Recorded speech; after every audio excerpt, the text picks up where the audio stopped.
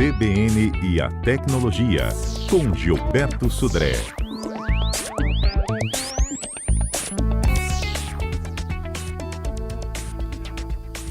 Ei, Gilberto, bom dia para você. Bom dia, Fernanda. Bom dia, ouvintes da CBN. Olha, Fernanda, esse cálculo aí de Oi? acordar às 6h44 da manhã, acho que Já ia tá te meio errado, perguntar hein? isso agora. Para mim não funciona não, hein? Não é, né? Não dá tempo. Se eu acordar às 6h44, não dá tempo de fazer tudo que eu preciso no dia. É, exatamente. Hein? Ainda mais depois ficar 10 minutos no chuveiro, depois mais não sei quanto tempo de exercício, não sei não. Pois é, olha, eu vou até aproveitar para chamar aqui os ouvintes, porque o Giovanni já mandou a participação dele. Ele disse que ele acorda às 5, super de bom humor, dá bom dia até para passarinho, viu? Ele disse que essa matemática aí da britânica tá meio confusa. E a gente tem uma É, eu também parcial acho. já da pesquisa nas nossas redes sociais, lá no Twitter, por exemplo. As questões são as seguintes: ó, acordar cedo lhe deixa de bom humor? Sim, com certeza, 37,5% dos que já votaram. Jamais, mau humor direto, para quem acorda cedo, 12,5%. Acordo mal, mas passa depois, 50% dos que já votaram. Eu nunca acordo cedo, nenhum votou até o momento. Então, olha, as pessoas geralmente acordam de mau humor, mas isso depois vai passando ao longo do dia. É o que vota a maioria aqui no Twitter, viu, Gilberta? Muito legal, viu? Bacana aí a participação dos nossos ouvintes aí, muito bom. E a sua fórmula? Você acorda que horas? Ó, normalmente assim, eu durmo muito tarde, né? Meu horário produtivo é à noite, né? Que aí tá tranquilo, não tem ligação, não tem mensagem, nada. E aí normalmente eu durmo tarde e assim, não acordo muito cedo, mas pelo menos umas 7 horas eu tô de pé. Tem dia até mais cedo, umas 6h30, né? Para isso. Então, você está naquela janela que dá para programar, então, 6h44. Mas assim, é bem puxado, viu? Dormir tarde e acordar nesse horário é bem complicado. Tá certo. Vamos contar para os nossos ouvintes? Quer dizer que TikTok virou enciclopédia? Exatamente, Fernanda. Uma questão bastante interessante aqui, né? Que o DuckDuckGo, o Bing e o Google, que são os principais mecanismos de busca na internet, estão sofrendo a concorrência de onde eles menos esperavam, né? Na verdade, né? Está acontecendo uma mudança de comportamento, né? E existe uma outra ferramenta que está ameaçando a liderança desses gigantes de busca, né? E qual é essa ferramenta? É o TikTok, né? Na verdade, o que acontece? A geração Z, a geração formada pelos nativos digitais, aqueles que já nasceram na internet, nasceram já com a existência da internet de forma popular, né, com acesso de banda larga no nosso dia a dia, na nossa sociedade, né, se habituou agora a buscar informações sobre produtos e serviços, não mais no Google, não mais no Bing ou no DuckDuckGo, mas, na verdade, no TikTok. E por que isso? Na verdade, essa é uma questão assim, de comportamental bastante interessante também. Porque, na verdade, essa geração, elas têm levado mais em consideração a opinião de outras pessoas, né? Ou seja, por quê? Eles consideram, né, pelo menos foi a pesquisa que foi feita, o resultado da pesquisa, eles consideram que propaganda, né, ou mesmo os digital influencers falando sobre produtos, não são fontes, de algumas vezes, confiáveis, porque propagandas são propagandas do produto e os digital influencers, muitas vezes, fazem aquela propaganda porque eles estão recebendo por isso, né?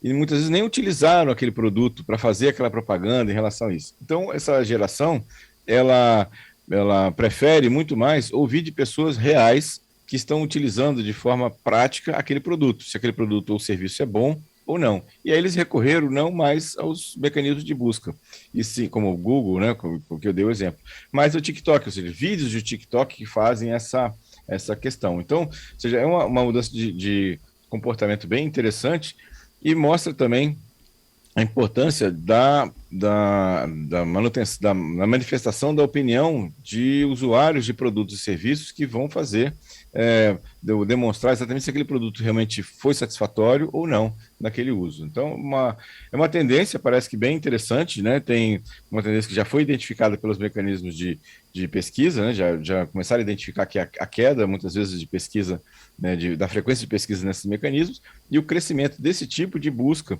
em ferramentas do TikTok. E a gente lembra também, né, que nos locais de venda, nos portais de e-commerce, também tem aquelas opiniões dos usuários, né, para isso.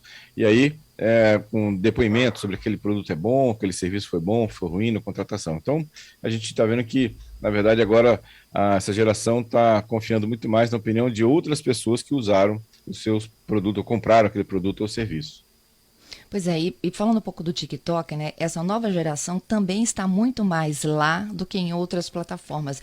Eu conheço um professor de matemática, por exemplo, Gilberto, né? Que ele teve que criar um canal no TikTok para interagir com os alunos dele. E aí agora ele faz correções de provas, de exercícios lá no TikTok. Muito legal. E ver como é que o TikTok tem uma influência grande, até o próprio. O TikTok é uma rede social basicamente de vídeos, né? Publicação de vídeos. Até o Instagram, né? Está sentindo essa mudança de comportamento, né? E, inclusive, agora, nessa semana, anunciou que vai. Não agradou muitos usuários do Instagram, mas ele anunciou que vai privilegiar os conteúdos de vídeo, ao invés dos conteúdos de foto, especificamente, né? Tentando se aproximar desse público, né, que já está fiel ao TikTok. Então, veja que essa tendência realmente é forte, né, e tem dado reflexos, inclusive, e sentido, né, esse reflexo por grandes players do mercado, como Instagram, Facebook, Google e outros mais. Pois é, e aí, falando de bom humor ou mau humor acordar, as pessoas do TikTok estão sempre de bom humor, né? Nas redes sociais em geral, né, ninguém coloca lá o seu mau humor. Em geral, as pessoas estão bem felizes, estão fazendo alguma coisa interessante, bacana, não é? Para isso.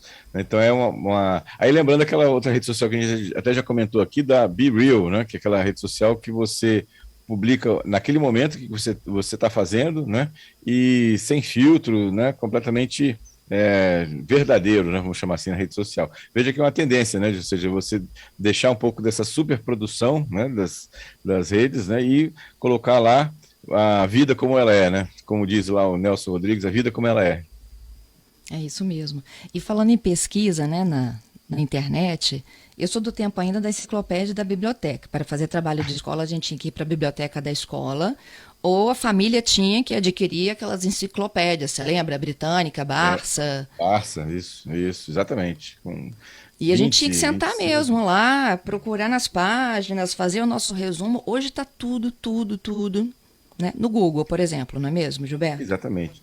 Isso muda, inclusive, a forma de você, minha opinião, a forma de você, inclusive, fazer o ensino e fazer a cobrança. Ou seja, muitas vezes, aquela famosa decoreba, né, não faz mais muito sentido em muitas situações, porque, na verdade, você tem acesso a informações. Primeiro que a informação muda, algumas áreas muda rapidamente, e outra, que você tem acesso às informações. Então, é muito mais importante você saber usar a informação do que exatamente saber a informação. Ao saber, você tem a pesquisa, tem à mão uma série de situações, né? Agora, é muito mais importante você saber como aplicar de forma correta, né? De forma eficiente ou eficaz aquela informação.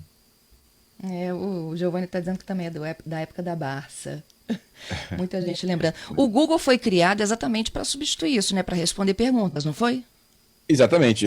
A ideia inicial lá do Brin, né, que é um dos sócios do Google, era exatamente de ter uma grande catálogo, né, de informações para responder perguntas, para responder pesquisas em conteúdos que ele começava a ver que estavam perdidos na internet. Então, ele tinha que ter uma forma de coletar essas informações e criar um grande catálogo. Essa foi a ideia inicial dele, né, e daí para frente evoluiu para o que ele é hoje, né?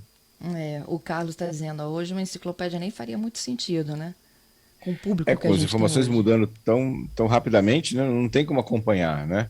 Essas enciclopédias, inclusive, tentaram acompanhar o mundo digital, lançando versões digitais das enciclopédias, mas é muito difícil elas competirem, né, com esse mundo de informação que você tem e esse mundo de pesquisas que você pode ter na internet. É muito difícil ela ser uma enciclopédia, mas se manter atualizada, se manter com informações relevantes, né, com essa quantidade de informações que a gente tem de forma rápida, né, sem até de graça, né, na internet. Então isso é bem complicado.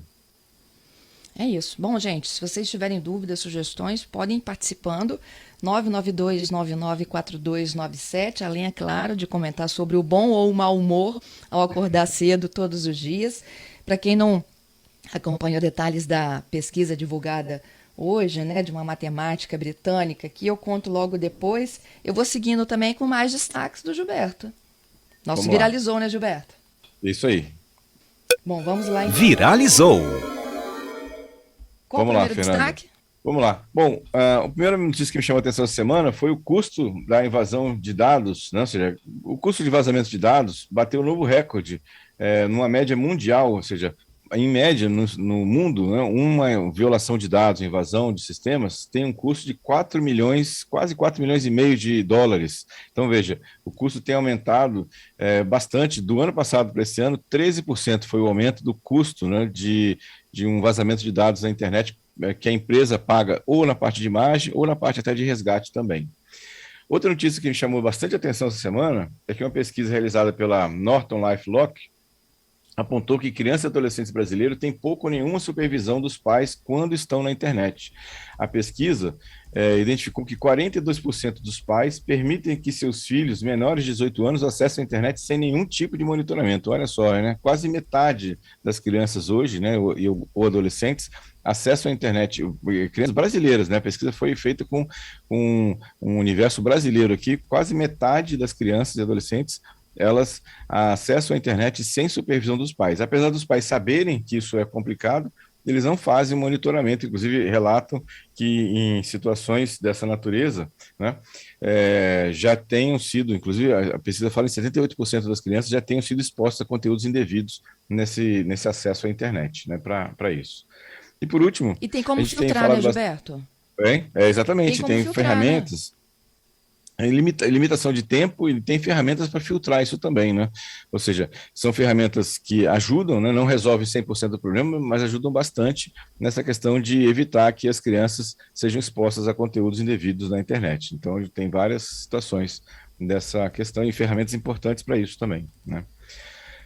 E por último, Fernanda, a gente fala bastante de ataque de phishing, né? Que são aquelas mensagens falsas de e-mail, ou mensagem de rede social, ou mensagem em mecanismos de comunicação instantânea, né? São mensagens falsas solicitando que o usuário clique em algum link ou abra algum anexo, pois uma pesquisa da Brand Phishing Report identificou que as duas marcas mais utilizadas como motivo, né, desses ataques de phishing é o LinkedIn e a Microsoft. Então, os atacantes, né, utilizam essas duas marcas com mensagens falsas, falando lá que tem uma oferta de emprego ou tem uma oportunidade de trabalho, usando o LinkedIn como mensagem, ou mesmo alguma oferta de produto da Microsoft também com preço muito baixo, solicitando, né, ou induzindo a vítima a clicar naquele link ou abrir algum tipo de mensagem. Okay. Então é importante ficar atento a mensagens que supostamente estão vindo da Microsoft ou do LinkedIn. Obrigada, Gilberto. Até quarta, hein? Obrigado, Fernando. Obrigado aos ouvintes pelas participações. Um excelente final de semana e até quarta-feira com mais tecnologia.